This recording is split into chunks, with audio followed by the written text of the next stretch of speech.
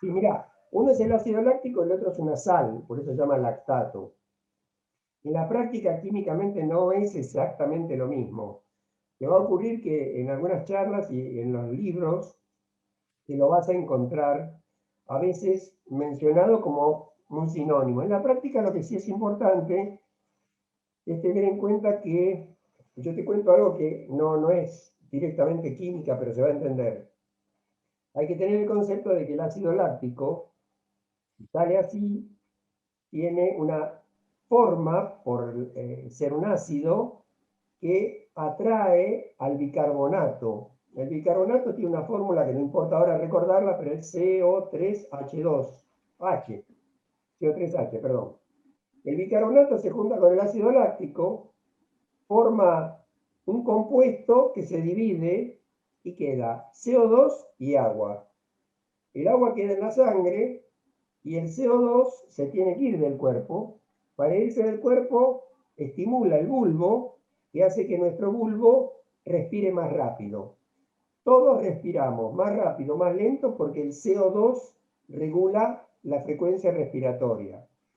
Por eso te lo menciono, porque al acumularse el ácido y al ser unido al bicarbonato, que se llama amortiguar, se forma CO2 y agua, y ese CO2 viene acá y hace que yo me agite.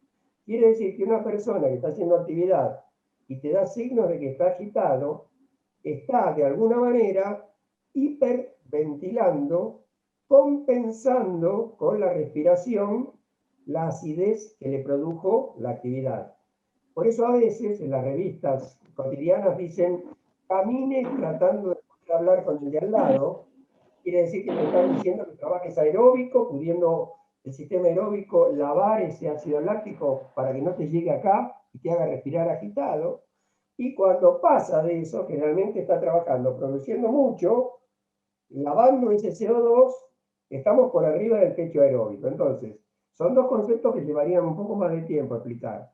Pero bueno, tomémoslo hoy, que el lactato es un combustible muy interesante, toda la glucosa llega y termina en lactato por el sistema citolítico, se llama anaeróbico, y el lactato pasa de vuelta a pirúvico, se llaman lanzaderas de lactato. Vos sabés que en el año 85, el doctor George Brooks, yo tengo la suerte que fue mi padrino para ser fellow en el colegio americano, lo sigo viendo, él describió que existía una manera para que el lactato diera la vueltita y entrara en el sistema aeróbico. Quiere decir que el lactato no es una sustancia de deterioro, de desgaste, es una parte del combustible que usamos también para el sistema aeróbico. Hoy se descubrieron por lo menos 11 modos así de lanzadera de lactato. Entonces, ¿qué es? Es el producto terminal de una actividad que viene la glucosa y en la célula, la citólisis, lo lleva a ese sistema. De ahí tiene una manera de pasar por pirúvico y entrar al sistema aeróbico y ser un combustible. Entonces, si vamos trotando, producimos así y nuestro sistema aeróbico está trabajando, usa la glucosa o el glucógeno, o está usando grasa según el momento, y usa el lactato, lo va lavando y vamos trabajando. Y nosotros no nos agitamos y aguantamos mucho.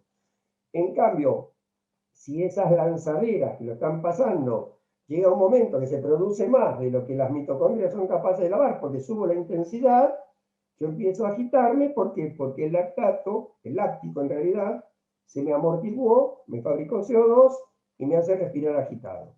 Es una simplificación, perdóname, Micaela, pero bueno, en homenaje al día y la hora, lo dejamos ahí hoy. Bueno, seguimos. A ver, vamos a tomar esto, que es más rápido ahora, y me dicen si se ve. Sí, se ve bien. Bien. Bueno, ahora vamos a mirar un poquito para que todos tengamos una idea de lo que pasa con el corazón. El corazón, ¿qué nos pasa en la actividad física? Lo que pasa es que los médicos, cuando decimos corazón y deporte, podemos estar hablando de dos cosas. Miren, podemos hablar del corazón y deporte o del deporte y corazón. Una cosa es qué le pasa al corazón para el que hace deporte y está sano. Por eso, hace muchos años, se veía que se agrandaba, pero teníamos una radiografía, no nos dábamos cuenta qué pasaba y decíamos corazón de atleta. Y la otra es, Una persona que tiene un problema del corazón, ¿hace deporte? ¿Puede? Bueno, yo ahora me voy a dedicar a al corazón del deportista. ¿Qué pasa cuando hacemos un esfuerzo? Que es normal que nos pase. Fíjense, dos cosas. Cuando yo me pongo en movimiento, aumenta el volumen de sangre que expulsa el corazón en un minuto y además se redistribuye. Quiere decir, tenemos tantas arterias que no podemos llenar todas al mismo tiempo. Entonces, la sangre tiene que ir al cerebro, al corazón y a los músculos. Como los músculos realmente son importantes en la cantidad de sangre que llevan, en ese momento se redistribuye y no se lleva tanto al aparato digestivo o algún otro aparato que en ese momento no lo usamos tanto. Por eso no le aconsejamos a una persona grande que salga a caminar apenas termina de comer, porque estaríamos llevándole sangre al estómago, a los músculos, y si esa persona tiene un problema coronario, tal vez no le está llegando sangre al corazón. No es el mejor momento para hacerlo. Ahora, ese volumen minuto es la cantidad de sangre que pulsa el corazón en un minuto. ¿Cómo lo podemos definir? Miren, depende de la cantidad de sangre que pulsa el corazón en cada latido y de la cantidad de veces que lo hago por minuto. Si tengo 60 latidos por minuto, multiplicado por cada vez que bombea una cantidad de sangre, se da volumen minuto. Y vamos a hacer una cuentita fácil. ¿De qué depende, entonces, a su vez, la cantidad de sangre que expulso en cada latido? De la fuerza con la que lo hago, la contractibilidad, y la cantidad de sangre que llenó el corazón cuando terminó de descansar en la diástole. Acuérdense, hay una diástole que se carga de sangre y hay una sístole que la expulsa. Cuando nosotros hacemos una actividad, empezamos a tener más latidos, más frecuencia cardíaca. Lo que se nos acorta es el tiempo diastólico. El tiempo para expulsar la sangre sigue siendo el mismo, pero lo que nos importa es cuánto se llena en ese periodo entre un latido y el otro.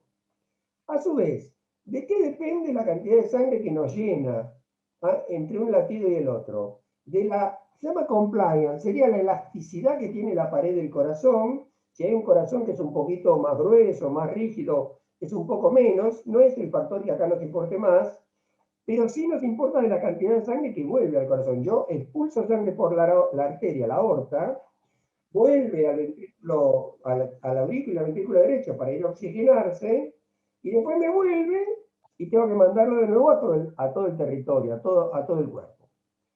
Esa cantidad de sangre que vuelve desde las piernas, desde los brazos, desde la cabeza, el retorno venoso, ¿de qué depende? Yo les doy 3 palabras, no se asusten, pero a mí me hicieron acordar toda la vida de que era ayudante de fisiología, se llaman así: visa tergo, visa latere, visa fronte. Miren, van a ver que es fácil. Acergo quiere decir que el de atrás sigue al de adelante. Me acuerdo que cuando era chico era común decir que en algún tipo de empleo uno llegaba jefe por visatergo, o sea, se ponía en la cola y a medida que se iban yendo los de adelante, nos iba tocando a los de atrás. Visatergo es que la sangre tiene un sentido que va desde las piernas hacia el corazón. Y esto hace porque en las venas tenemos válvulas que se describieron en el año 1400 que están mostrando que la sangre puede ir en un sentido hacia el corazón y no volver para atrás. Visat latere es que los gemelos, cada vez que corremos, que trotamos y demás, masajean las venas y mandan sangre para el corazón. Se los llama segundo corazón a veces, porque significa que el mecanismo este hace que la sangre vaya, la sangre vaya justamente yendo de los costados del músculo, es como una esponja. O sea, visa lateral sería como una esponja que está teniendo el músculo que es segundo corazón. Tenemos un corazón y las piernas nos están masajeando para volver más sangre. Y el visafronte es que el tórax tiene presión negativa. Cada vez que respiramos hondo, viene más sangre de la cabeza al tórax y más sangre del cuerpo al tórax.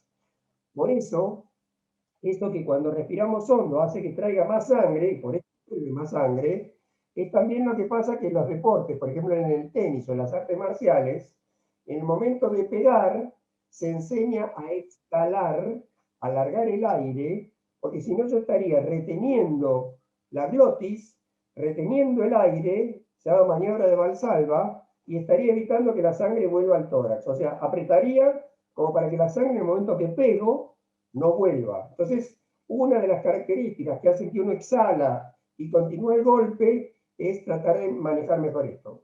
Para el caso, ahora lo vamos a ver un poco mejor. ¿Cómo lo regulamos desde que nacemos sin entrenamiento? Aumentando la frecuencia cardíaca. Todos nacemos con una especie de capacidad de llegar a los 220 latidos cuando nacemos. Si llega a más de 220, el corazón no tendría tiempo de llenarse. Entonces el corazón es inteligente, se regula solo, y la máxima frecuencia del niño al nacer es 220. Pero vamos perdiendo un latido por año a medida que vamos creciendo, para hacer un número fácil.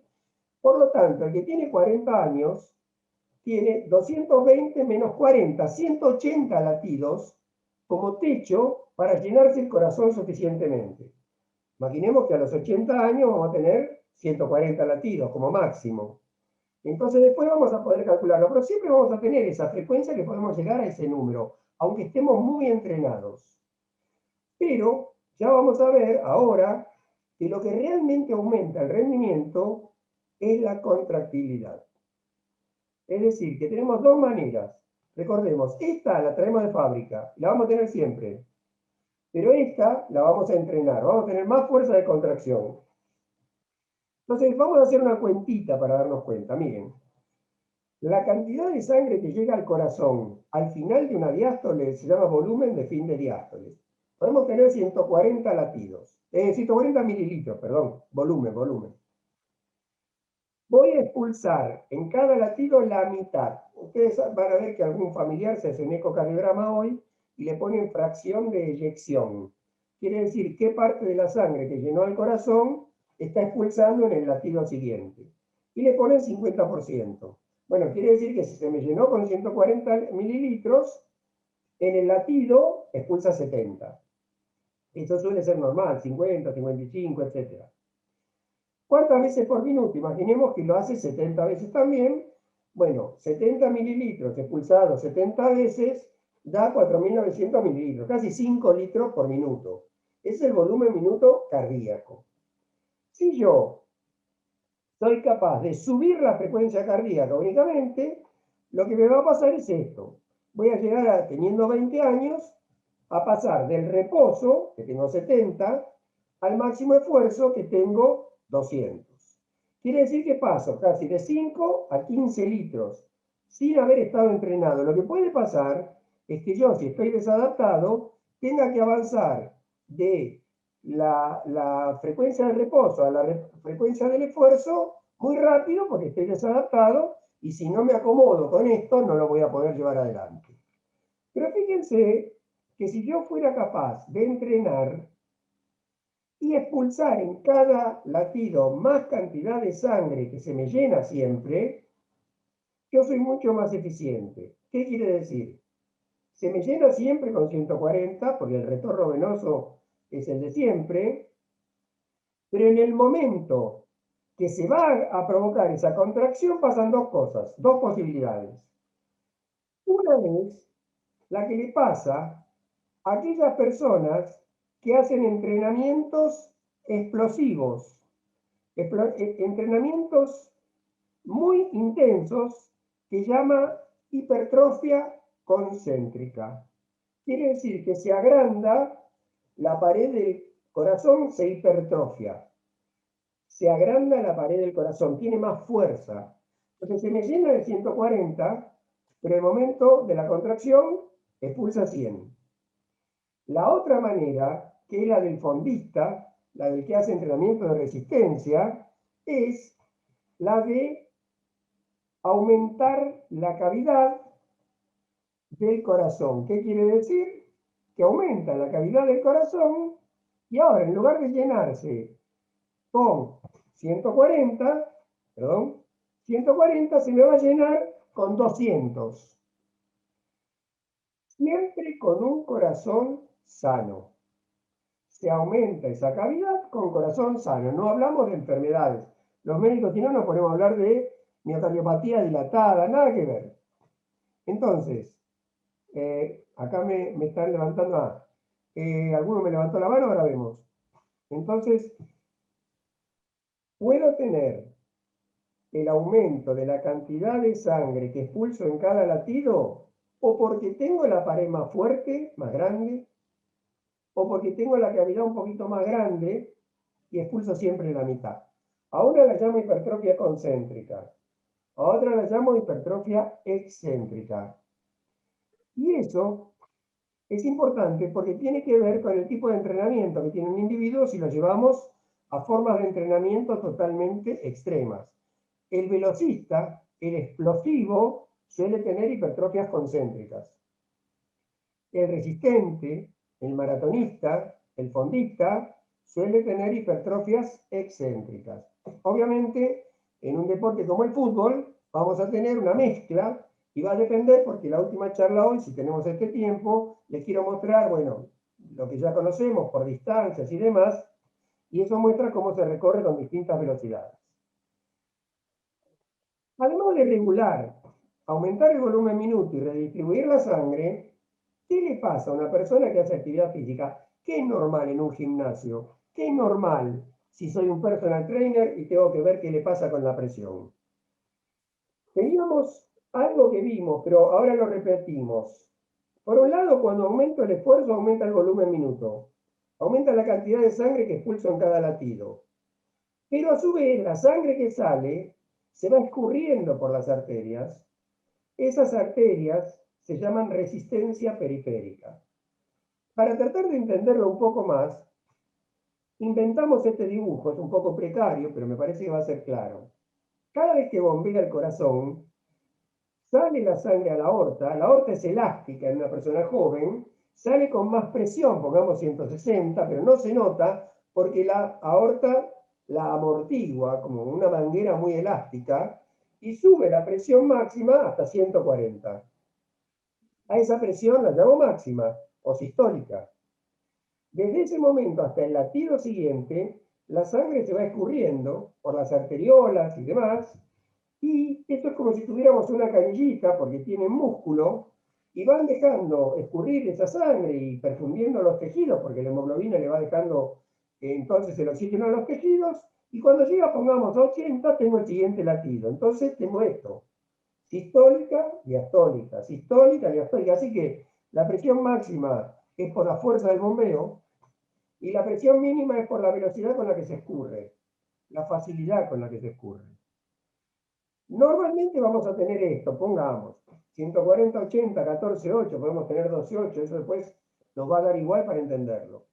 Pero fijémonos que si yo la canillita la cierro un poco, va a tardar más en escurrirse y el próximo latido va a encontrar la presión un poco más alta que lo que yo esperaba. En lugar de bajar hasta 80 porque lo hace más rápido, como apreté la canilla, llega a 100 y ya tengo el siguiente latido. Eso es lo que nos pasa cuando estamos tensos, estresados, cuando tenemos una situación que el cortisol provoca la constricción de las arterias.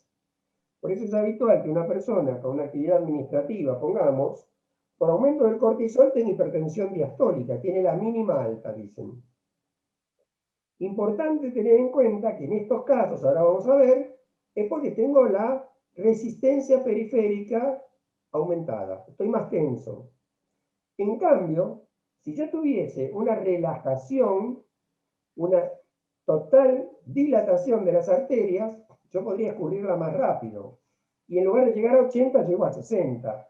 Quiere decir que llegando al mismo pico, de acuerdo a la resistencia periférica, voy a tener una presión normal, una presión mínima alta o una presión mínima muy bien, muy normal o muy baja. ¿Qué pasa en dos situaciones? ¿Qué pasa con la actividad física? La actividad física puede aumentar la presión sistólica, puede subir de 140 a 160, 170. Yo he visto más en algunos deportistas entrenados con alto rendimiento, pero la presión mínima, la diastólica, no sube. No es normal que la presión diastólica suba. La presión diastólica se mantiene igual, o incluso, si está haciendo una actividad aeróbica, vasodilatando los músculos, teniendo un lecho muy grande de arterias dilatadas, hasta baja. Es más, hay personas que están tensas y si yo le hago hacer una entrada en calor suave, lenta, con vasodilatación, la presión diastólica empieza a bajar. Entonces, nos queda un concepto. La presión ante el esfuerzo puede aumentar la máxima y la mínima se queda igual o baja. Entonces, la diferencia entre la máxima y la mínima se denomina presión diferencial. Hay una palabra que no hay que confundir porque no se llama presión media. Presión media es un cálculo que es complejo hacer y ahí no vamos a hablar. Presión diferencial, la diferencia entre la máxima y la mínima. Quiere decir que ante la actividad física aumenta la diferencial. Y lo interesante es que cuando termine la actividad física, la vasodilatación sigue, los músculos no están contrayendo como segundo corazón, no estoy respirando agitado, así que no estoy aumentando el retorno venoso, por eso, así como hay una entrada en calor, tengo que tener una vuelta a la calma, que se llama cool down, enfriamiento, porque yo tengo que hacer regenerar para que todo eso que me aumentó la presión y me modificó las cosas, no me baje demasiado ese flujo que está muy abierto, y cuando la presión no sube tanto, yo empiezo a tener una lipotimia, un mareo. Entonces, la vuelta a la calma, por el lado energético, lo hablamos otro día, hay que hacer regenerativo aeróbico para poder lavar el lactato que me esté quedando en los músculos.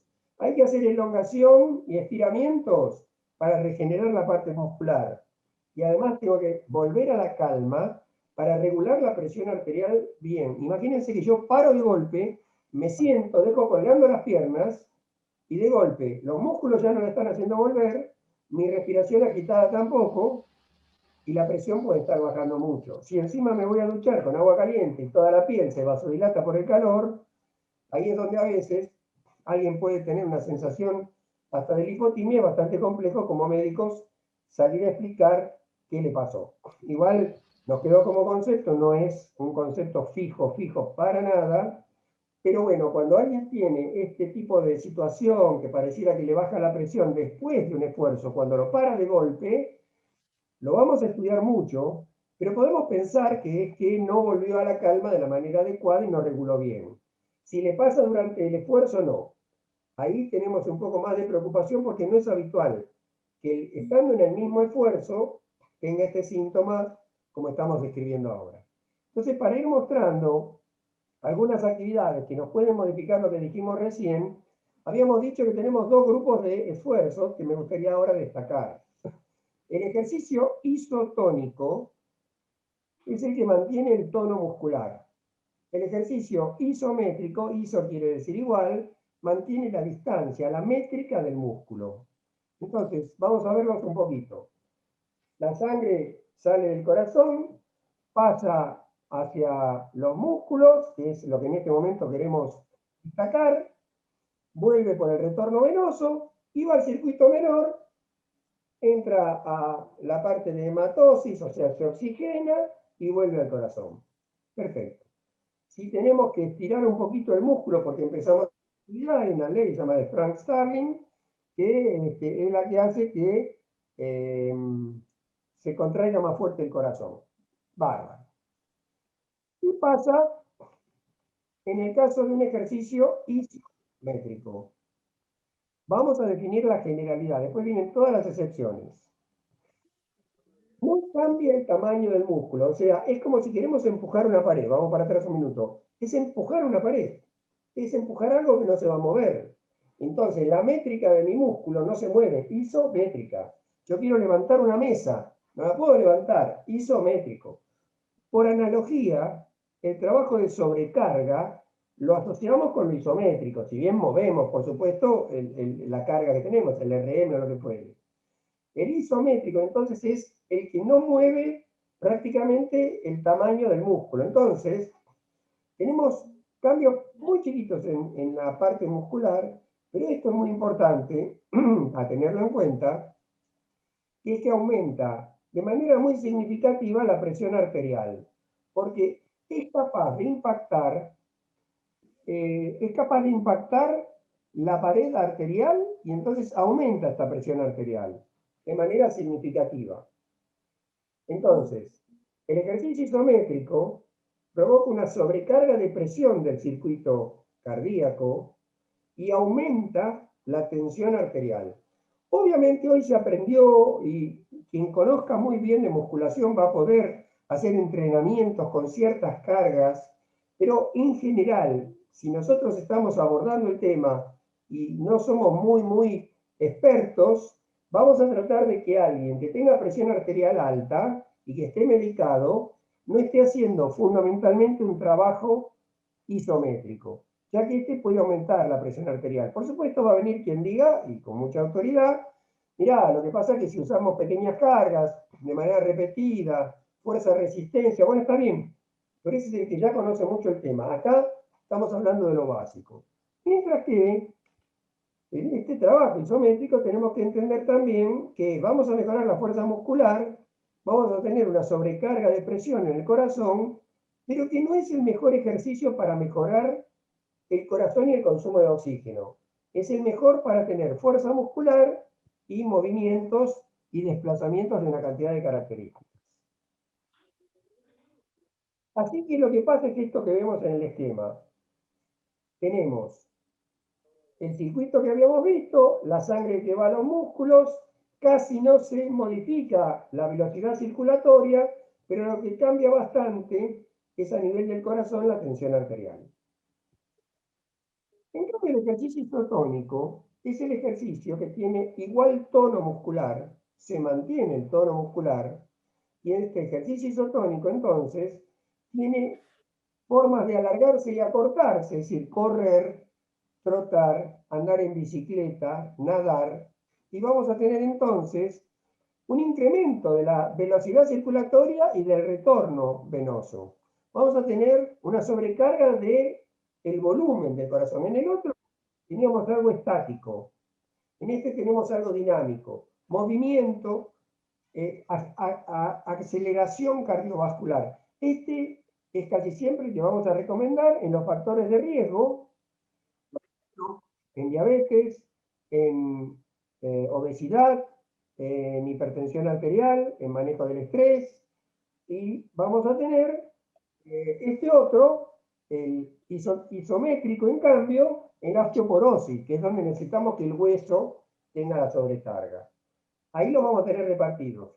Con respecto al deportista, vamos a trabajar de una manera isométrica para la fuerza muscular y una manera isotónica en general para el entrenamiento de su sistema mitocondrial, por ejemplo, o para el lavado del ácido láctico, máxima tolerancia al láctico, lavado del láctico, etc. Esto es lo que pasa entonces en este otro sistema. Va hacia los músculos, pero aumenta mucho la circulación y el retorno venoso. El otro lo llamamos sobrecarga de presión. A este lo llamamos sobrecarga de volumen. Y para ir terminando con este tema, les quiero mencionar simplemente, corazón y deporte significa personas que tienen una afección del corazón y que quieren hacer deporte. Este es un nombre que me gustaría que lo recordemos. Miocardiopatía quiere decir, mio es músculo, cardio es del corazón, y patía que está enfermo. Está enfermo el músculo del corazón. ¿Cómo está enfermo el músculo del corazón? Todas las miocardiopatías son enfermedades del músculo del corazón. Esta tiene una hipertrofia, es decir, agrandamiento, que usamos una palabra que es idiopática, que en medicina quiere decir que no sabemos cuál es la causa. Idiopática o esencial significa que todavía no descubrimos la causa. En la práctica, esto se llamó así, se llamó también, o se llama, miocardía hipertrófica asimétrica, porque se agrandan de manera diferentes el tabique y la pared libre, pero sabemos hoy que se debe a genes que están modificados. Sabemos que es la principal causa de problemas cardiológicos hasta graves, hasta los 25 años, o sea, como es congénito, se manifiesta, no se manifiesta apenas nacemos siempre, a veces lo llama fenotipo, es decir, que se expresa a los 19 o 20 años. Antes pensábamos que no, que se expresaba antes o nada. Ahora sabemos que sí se puede expresar después. Y como también vamos aprendiendo, hay un montón de estudios que ahora nos ayudan, la resonancia, el gadolinio, un montón de estudios que nos tratan de determinar si el que tiene esta afección y que va aumentando va a tener predisposición a tener arritmias y muerte súbita, porque es la principal causa de muerte súbita en el deportista joven. Por supuesto, se va mejorando cada vez más, se conocen estudios genéticos, se conocen estudios médicos para ver si lo tiene o no, pero es el modo por el cual hubo un jugador joven en Vélez que cuando lo determinaron tuvieron que sacarlo de la competencia. Realmente cuando un médico encuentra esta afección, tiene un compromiso sabiendo que tiene un pronóstico que todavía es desconocido y que muchas veces no es bueno. Esta sería la causa más frecuente, entonces, de problemas cardíacos inesperados en los jóvenes. La mayoría de las muertes súbitas en el deporte, conocido desde hace tiempo, Río Frío y todos los demás, generalmente fueron mostrando este tipo de alteraciones. Acá hay algo que no viene para el caso, pero es que el espesor de una pared y la otra nos va mostrando que es diferente. Y acá les quiero mostrar nada más, porque no es para hoy, que cada vez que se dice tiene un problema del corazón, tenemos que ponerle apellido. Porque la verdad que tenemos tantas afecciones que tienen que ver con el corazón y son tan diferentes que los enfermos de las arterias coronarias, que son las que irrigan el corazón, son los que generalmente más están en contacto con la prescripción de actividad física, la rehabilitación cardiovascular, son aquellos que cuando se les tapa una de estas arterias muere una parte del músculo, que se llama infarto agudo de miocardio, después infarto de miocardio, y son los que van a la principal cantidad de rehabilitación cardiovascular. Quien trabaje en eso lo conoce. Por supuesto que en rehabilitación también se está trabajando quien tiene un músculo que no bombea suficientemente, o sea, insuficiencia cardíaca, que es otro capítulo. Las válvulas del corazón son puertas que se abren y cierran, que también tienen distinta significación. No podemos decir que hacemos con todas lo mismo. Hay algunas que dan muchos síntomas, pero podemos permitirle que trabajen, y hay otras como la aórtica que cuando pasa un cierto nivel, sabemos hoy con ecodoppler, y podemos hacer una intervención quirúrgica que hasta se hace de una manera incruenta, se llama TAVI, y podemos corregir una estenosis aórtica antes que sea más grave. De las arritmias también les quiero mencionar, no podemos tener una generalización. Entonces, hay rápidas, hay lentas, hay latidos agregados inesperados, se llaman extrasístoles, sístoles agregadas. Entonces, no podemos tener, yo tengo un problema del corazón, no. Veamos qué, veamos cuál es el diagnóstico y para terminar este capítulo, yo diría que esto tiene un montón de estudios y más. Nos pasa que el que no esté en medicina del deporte, en la cardiología, y yo estoy justamente en la sede de cardiología, en general la cardiología del deporte lo que busca es detectar posibles causas que pudieran llevar a la muerte súbita. Entonces, es una gran especialidad, una subespecialidad dentro de la cardiología, que se da de la mano con arritmias, que se da de la mano con hipertensión o con otros temas, pero fundamentalmente es un examen de salud previniendo factores que provoquen muerte súbita. Mientras que la medicina del deporte completa, que es la medicina del sí para mí, es la que busca también ver cuál es el nivel de aptitud de esa persona y en cada una de las personas ver cuál es el objetivo, si va a querer hacer deporte recreativo, competitivo, alto rendimiento o quiere trabajar para la salud, y en función de eso entonces medir, evaluar, trabajar con ustedes y de pronto ir llegando a un diagnóstico. Por eso, un poco para terminar, cada vez que hablamos de deportes y actividad física, yo trato también de recordar esto. Tercera edad, en una superficie, en otra, alto rendimiento, recreativo, evidentemente tenemos que definirlo. Así que con esto terminamos este bloque. Yo les pido que, bueno, el que quiera, el que soporte, para que tenga alguna pregunta, aprovechamos en este momento y vemos cómo manejamos los tiempos. Doctor, Perfecto. buenas noches. Buenas noches, Juan. Soy Juan Pablo de la ciudad de Junín. Quería hacerle una pregunta. Estuve viendo ahí al final de la presentación que Sí. usted describía los estudios, ¿sí? De electrocardiograma, ecocardiograma. ¿Hay alguna categorización de decir, bueno, para un atleta recreacional que entrena 2 o 3 veces por semana es necesario esto, para un ultramaratonista es necesario esto, ¿existe cierta categoría respecto de eso?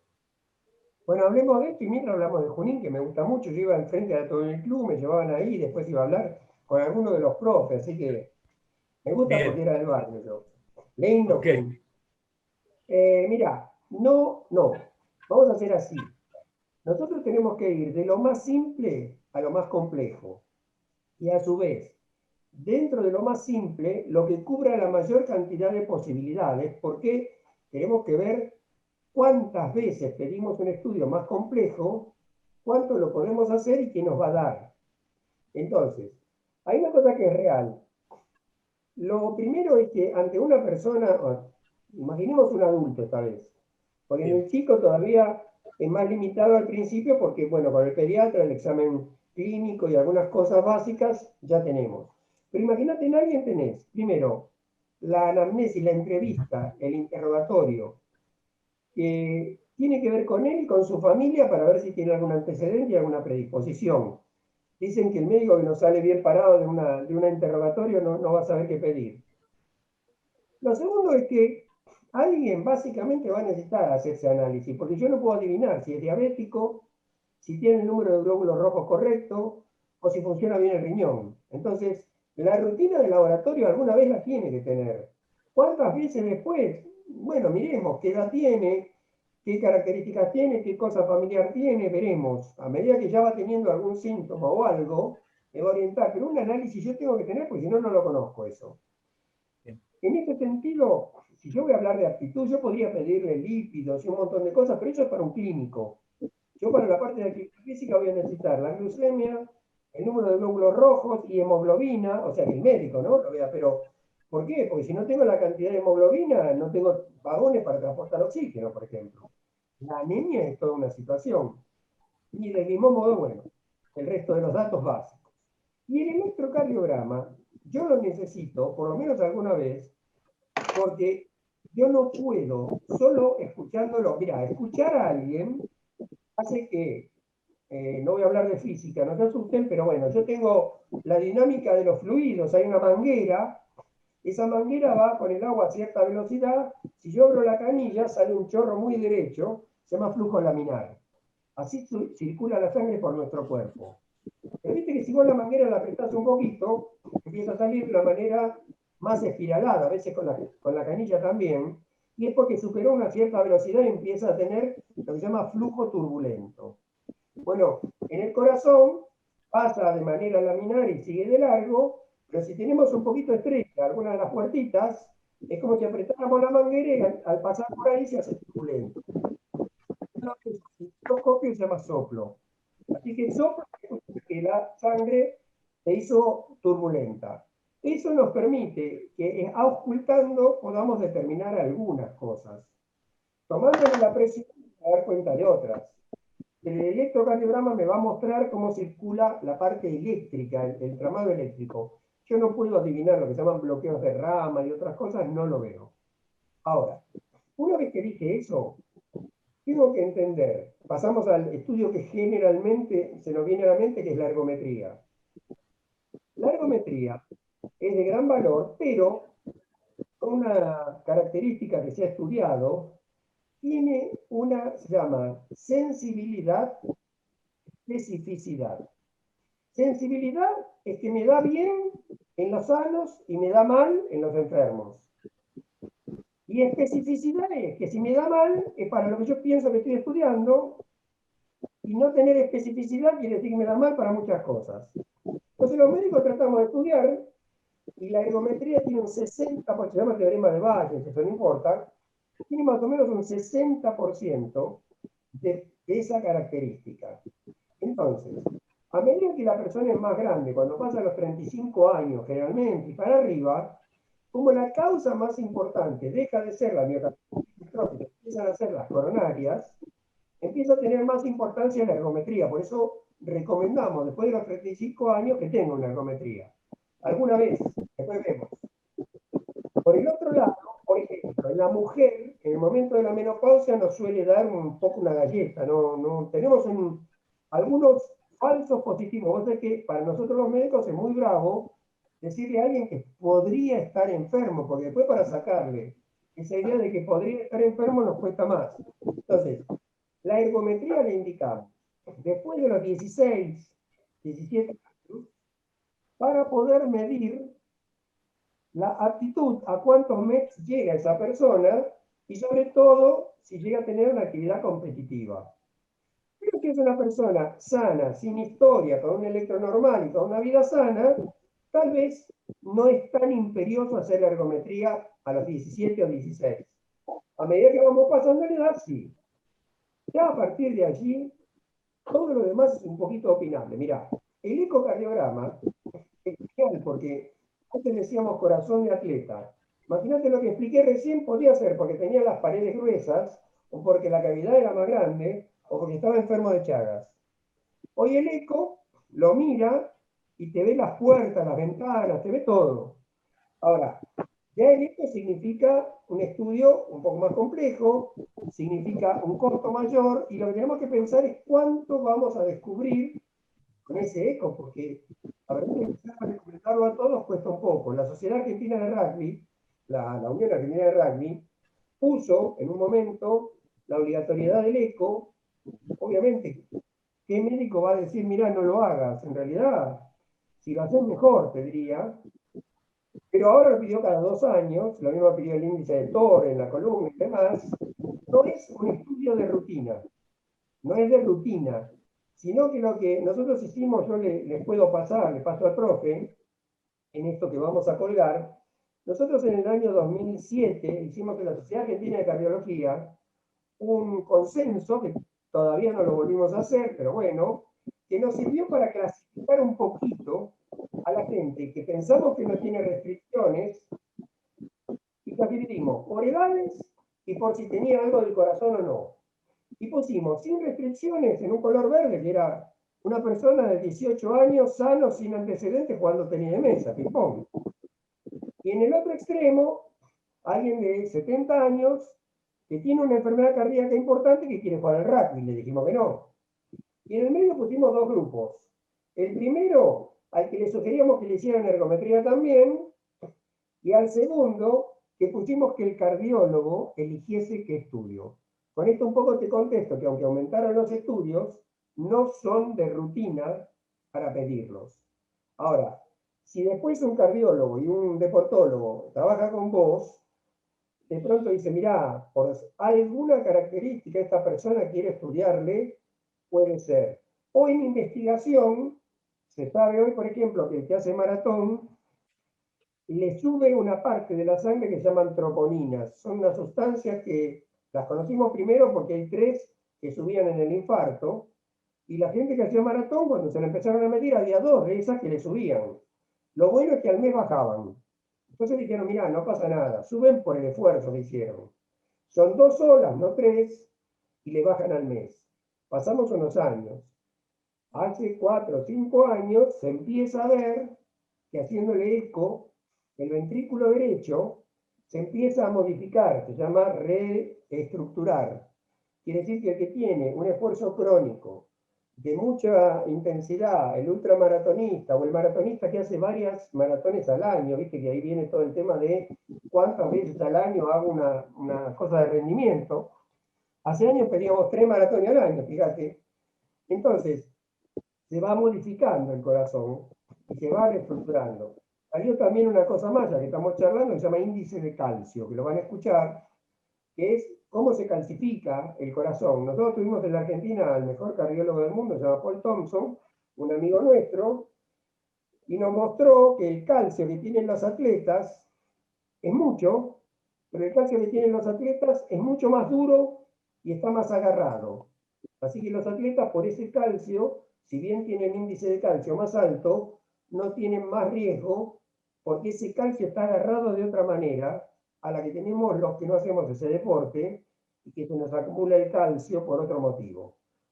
Por eso, bueno, hay toda una teoría de cómo se mueve el corazón y todo lo demás para lo cual se deposita el calcio. En resumen, lo que se aconseja es hacer un examen clínico, un examen del individuo, presión, auscultación y demás, análisis de rutina, electrocardiograma, y el resto que quede a medida de quienes están tratándolo. Doctor, buenas noches. Sí, Sí, ¿qué tal? ¿Qué tal? Te hago una consulta. En un entrenado, si una persona entrenada, ¿en qué casos o siempre desarrolla una bradicardia sinusal? ¿Qué beneficios y complicaciones trae? Y si esta se sostiene a lo largo de la vida. Bueno, muy bien. Mirá, la persona entrenada sistemáticamente suele, obviamente, ir a la bradicardia sinusal por varios mecanismos, pero hay uno que tiene que ver con algo que mostramos recién, que sería prácticamente el rendimiento. O sea, si una persona necesita, imaginemos, 5 litros por minuto para estar dormido, que sería el reposo total, como si estuviera vegetativo, si yo estoy latiendo con una frecuencia no entrenada, tengo 70 latidos por minuto. Bueno, 70 latidos con 70 mililitros, estoy perfecto. Ahora, cuando me entreno, como expulso 100 mililitros por cada latido, con 50 latidos me alcanza el reposo. Entonces hay una bradicardia por más eficiencia. Cada latido rinde más. Con menos latidos alcanza. La segunda, bueno, hay todo un tema eléctrico que te puedo explicar, pero es el nódulo sinusal, no vendría al caso, o el efecto que tenga vagal. Ahora, eso, si deja de entrenar, tiene que ir recuperándose, porque cuando teníamos algunas dudas con respecto al corazón de atleta, una de las maneras era sacarlo de competencia, si se podía, porque tenía que ir bajando un porcentaje por mes. Se calcula que hay un porcentaje que se va perdiendo. En este momento, que venimos de un distanciamiento de 6 meses, evidentemente, quien no mantuvo un ritmo de algo muy parecido, tiene que haberse desadaptado, seguro, y tenemos que tener frecuencias un poco más altas. Porque vamos a compensar con la frecuencia cardíaca lo que no recuperamos del entrenamiento que teníamos. Te diría que hoy, como te vayas encontrando con los que tenías de alumnos y que de pronto no hayan seguido un mismo ritmo, es posible que estén manejando frecuencias cardíacas un poco más altas y que, bueno, la frecuencia cardíaca me va a ayudar un poco para ir viendo cómo se readapta, ¿no? Por eso la fórmula de Carbonell y demás se basa mucho en la reserva cardíaca. Bien, muchas gracias. Disculpe, doctor, se me apagó la computadora. Gracias por la respuesta. Gracias, Juan. Saludos Una a pregunta Juan ahí, rápida. profes, amigos, sí, también. Un doctor que canta Leonardo Fabio. Bueno, vamos a último, una cosa chiquita, pero que me gustaría mostrarles. A ver si puedo. A ver.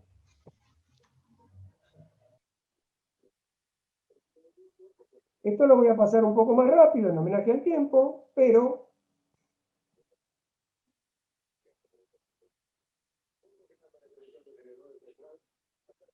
me cuentan si se ve.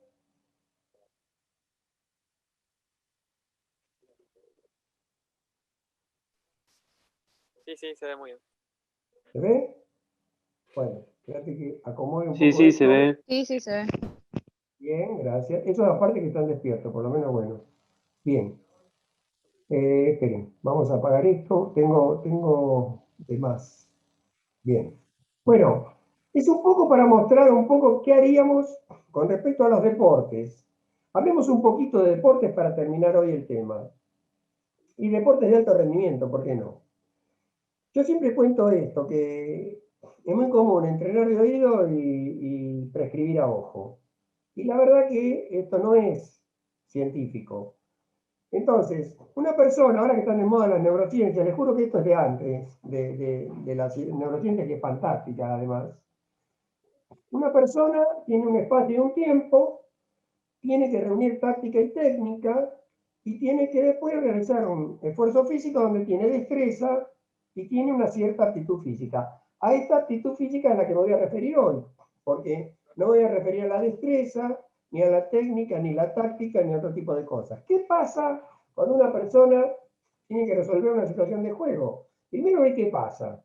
Percibe, ve los estímulos que lo rodean, empieza a observar y tiene un diagnóstico. Esto es lo que, la verdad que quienes tienen genes especiales, ¿no? Maradona, Messi, Bocini en otra época o quien fuere, son gente que tiene esta percepción de una manera muy rápida, y es lo que en neurociencias se enseña para poder tener un registro de retina periférica y de tener una serie de conocimientos. ¿Qué le sigue a esto? Yo sé lo que me está pasando. Y ahora tengo que pensar primero qué hago, y tengo que elegir viendo, en base a lo que me llegó, tengo que analizar qué tengo que hacer y seleccionar una de estas ideas. Y una vez que pasó eso, tengo que ser capaz de hacerlo. Así que miro qué pasa, miro qué resuelvo, miro cómo lo hago. Y acá es donde entramos un poco, en la anterior entra la neurociencia, y acá es donde tenemos que resolverlo nosotros y tener las condiciones para poder hacerlo. Por eso, entrenar es la gran ventaja de que una persona resuelva sin tener que estar pensando si va o no a la red, porque si va a la red no vuelve. Por eso el rendimiento deportivo tiene todos estos factores que ustedes lo conocen, y vamos a ir un poco más rápido, pero es necesario conocer el deporte. Yo les quiero mostrar, porque esto tiene una historia, esto tiene más de 10 años esta charla, la quise traer porque hoy en día con los GPS y otros detalles se han mejorado, pero fíjense que estos datos están traídos del doctor Solkin y después de Banzo. ¿Cuál es el fútbol? Fíjense, dos personas del mismo peso y talla, uno más grasa que músculo y el otro más músculo que grasa. Antropometría nos sirve mucho. Vemos cuál es la cantidad más adecuada. Hay algunos deportes que no nos importa. Por ejemplo, en natación puedo tener más grasa porque flota mejor. En cambio, si soy maratonista, es una mochila. Y del mismo modo, si choco, tengo más grasa para la colisión que en otros deportes. El somatotipo, que hablamos algo en la antropometría, en otro momento podemos hablar, es el que nos marca la relación entre arriba el músculo, a la izquierda y abajo el endomorfo, que es la grasa, y a la derecha y abajo la relación del peso con la altura. Fíjense, no importa acá, están determinados las características antropométricas del jugador inglés, australiano, etc. Esto te lo digo porque en las tablas que van a ver, es muy interesante, muchas veces esto determina el estilo de juego. Cuando vemos hoy fútbol europeo, que empezó antes que nosotros, en cualquier vuelta al deporte, vamos a ver desplazamientos rápidos, con menos técnica tal vez, pero además con un gran desplazamiento, con un salto más importante, y van a ver que lo vamos a ir encontrando acá. Fíjense, el consumo de oxígeno nos habla, y acá está la prueba de que llevaba años esto, Sidén, el consumo de oxígeno nos habla de la potencia aeróbica. Quiere decir que estas personas con alta potencia pueden desplazarse mucho tiempo a gran velocidad y van a recuperar y lavar. Fíjense que hasta el austríaco y el alemán tienen una alta potencia comparado con otros. Esto es muy interesante, porque esto hace que el juego se parezca a algo. Y por eso también cuando un jugador va de acá a allá, va a tener que tener el talento de siempre, pero va a tener que tener una preparación física.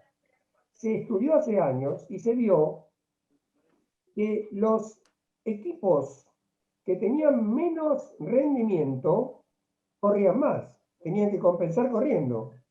Por eso viene esto de que los equipos con menor rendimiento trotan más tiempo, son aeróbicos.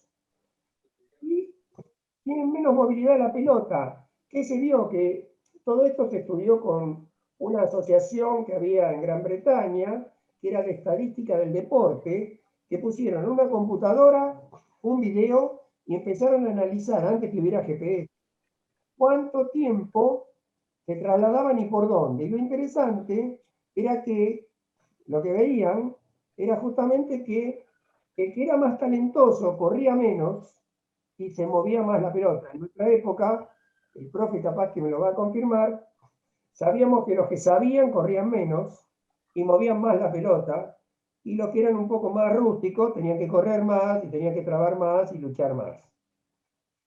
Fíjense que esto es una estadística sin GPS, pero es muy interesante, porque es de hace muchos años ya. Hoy con el GPS podemos saber esto. Lo interesante es que quienes trabajan bien en este tema dicen que no es solo el GPS, de nuevo, es una herramienta, que no podemos basarnos en el GPS para ver por dónde corren y en función de eso. Pero fíjense, comparen lo europeo y sudamericano con lo oriental, perdón, Japón.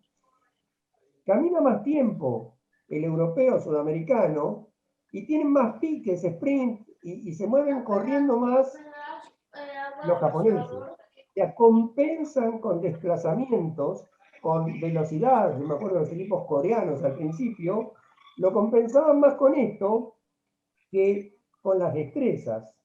Y acá tenemos un promedio, ahora se modificó un poco, pero este era de Reilly y Thomas, que eran ingleses en ese momento, después les voy a mostrar.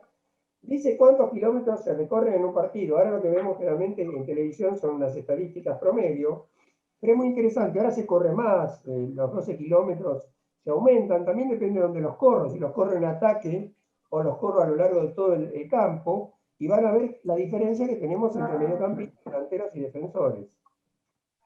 El número de veces que el tiempo que se traslada la pelota, es un 100% de la distancia recorrida. O sea, son fracciones de segundo. Hay 1000 a 1200 cambios de acciones. Todo esto se calculó con un video y una computadora. Cambia mucho de actividad, cambian de actividad en 5 a 6 segundos y hay algunos descansos. Fíjense que esto es lo que permite ver también, porque acá está hecho un promedio, pero hoy en día, de acuerdo al estilo de juego, tenemos que verlo totalmente diferente. Hay gente que está presionando en ataque y está a un cierto ritmo, y otros que en cambio desplazan. Y los sprints eran de 15 metros cada 90 segundos. Ahora lo vamos a ver un poco mejor. Parsmo en el 91, sí, GPS hace estos estudios donde muestra que están parados un tiempo al 17%, caminan, la mayoría del tiempo están parados o caminan, y de alta intensidad tienen solo un 8%. Lo que es interesante es ver las diferencias entre ellos.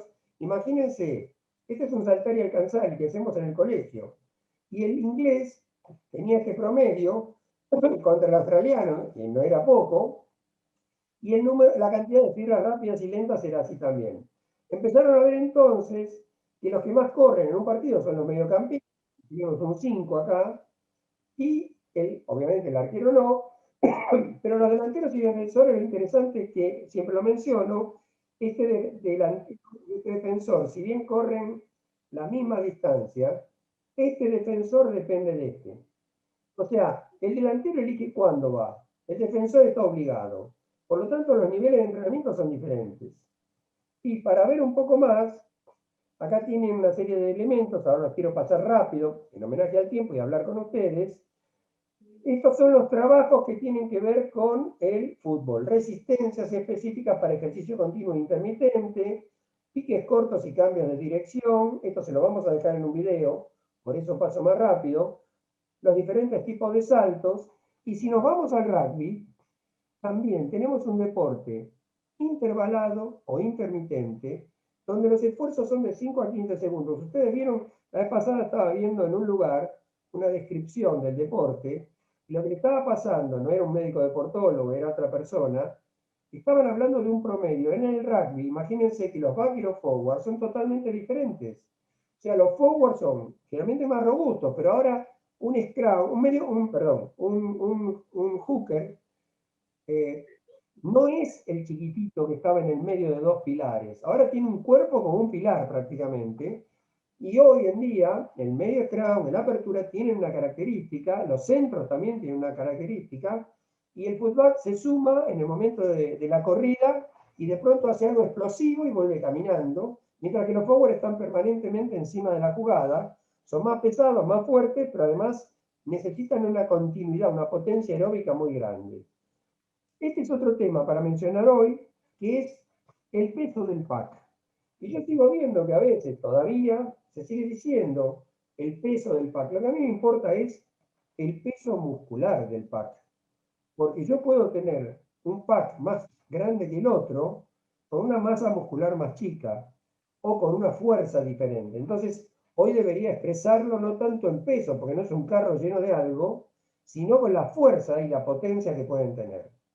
Y acá tenemos una cantidad de esfuerzos que les quería mostrar, que están todos medidos, pero que tienen que ver con el trabajo de estímulo, salto, recuperación, estímulo, salto, recuperación. Por lo tanto, lo que quiero ir dejando ahora es que los deportes tenemos que conocerlos y tenemos que conocer la energética, la incidencia de la fuerza muscular, qué tipo de característica es la que predomina. Por ejemplo, el tenis tiene una elasticidad, el tenis tiene un modo de rematar una pelota llegando y deteniéndose, pero cambió, por ejemplo, el ponerse en una cierta posición y pegar, porque la cancha rápida ya cambió las velocidades de la pelota en clay, en polvo de ladrillo, y el láctico, que ustedes lo escucharon seguramente muchas veces, medido en el rugby, donde los winners son los que recorren más cantidad de metros y ven que el primera y segunda línea recorre menos, pero ¿cómo? Chocando, frenando, cayendo, chocando, frenando, cayendo. Por eso las intensidades más intensas las tienen los primera y segunda línea y los tercera línea, los grandes obreros del rugby, contra lo que está pasando con el láctico. El láctico va teniendo cantidades de milimoles y con esto voy resumiendo lo que quería decir acá. El alto rendimiento merece todo lo que mostramos, tal vez con el profe podamos dar en algún momento características de cada deporte, podamos hablar con los especialistas de cada deporte también, pero lo interesante es conocer cuál es la característica del deporte y qué es lo que va a necesitar cada uno de ellos, porque el tipo de entrenamiento va a cambiar. Mostramos lo que habíamos hecho antes de cantidades de estudios y estas son, antes me preguntaban, bueno, estamos midiendo, por ejemplo, el amalato de hidrogenasa, que quiere decir que llega oxígeno al músculo y si el músculo es capaz de aprovecharlo.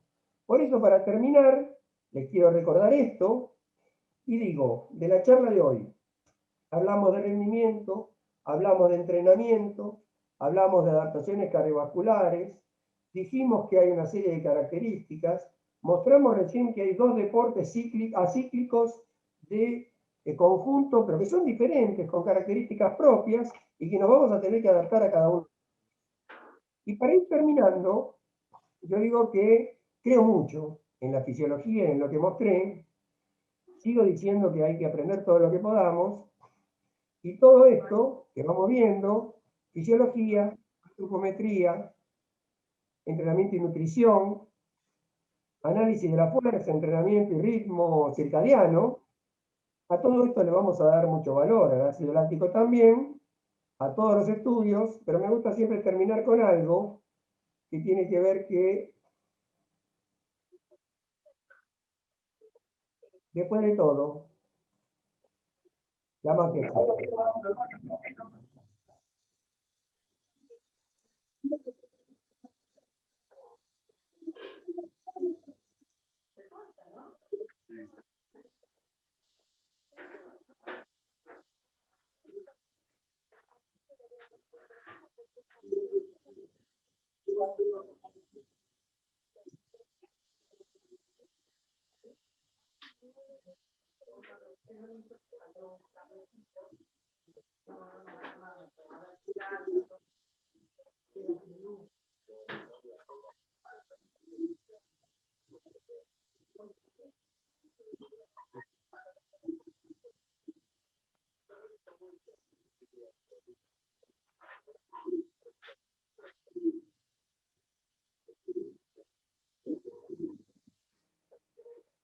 Bueno, así que afortunadamente, como les decía acá, la magia existe y yo le quiero agradecer al profesor Febre, les quiero agradecer a ustedes que hayan estado allí. Vamos a tratar de salir del sistema este de proyección. Y bueno, La idea es que creo mucho en esto, como les dije, creo mucho en todo lo que podamos estudiar, y que al fin de cuentas lo que tenemos que tener también es un concepto que es más integral, más holístico. Somos seres humanos y no fracciones de energética, de antropometría y de cada uno de ellos. Así que bueno, si hay preguntas estoy dispuesto a ver si las puedo complacer, y si no, bueno, desde ya les agradezco.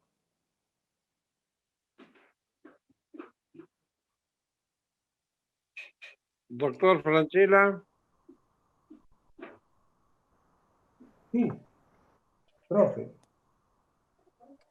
Bueno, yo lo que realmente, en nombre de la Universidad Nacional de La Plata, de la Dirección General de Deporte, del profesor Javier Orlandoni, director general de Deporte, agradecerle esta excelente conferencia sobre lo que es la fisiología del deporte y su adaptación a cada uno de los deportes, mostrada y analizada desde muchos años por usted, porque usted no, yo lo conozco desde los años 2000, pero sé que ya tenía recorrido anterior.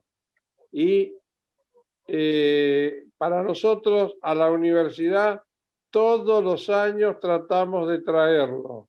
Primero en la parte presencial, ahora a distancia, y yo lo que quiero es hacerle llegar el agradecimiento y decirle, como dicen los brasileros, es un suceso lo que usted ha manifestado, y decirle que es óptimo y agradecerle a todos los que estuvieron presentes. Había 650 inscriptos. Tenemos esta posibilidad, no había otra posibilidad, y se va a grabar un video que se va a subir después a la red oficial de la Universidad Nacional de La Plata y por donde ustedes se inscribieron, para tener acceso también a poder tener todos estos conocimientos que usted ha dejado. Yo le agradezco mucho y le mando un gran abrazo, un afectuoso saludo a tanta concurrencia de tantos lugares diferentes del país. Muchas gracias, doctor.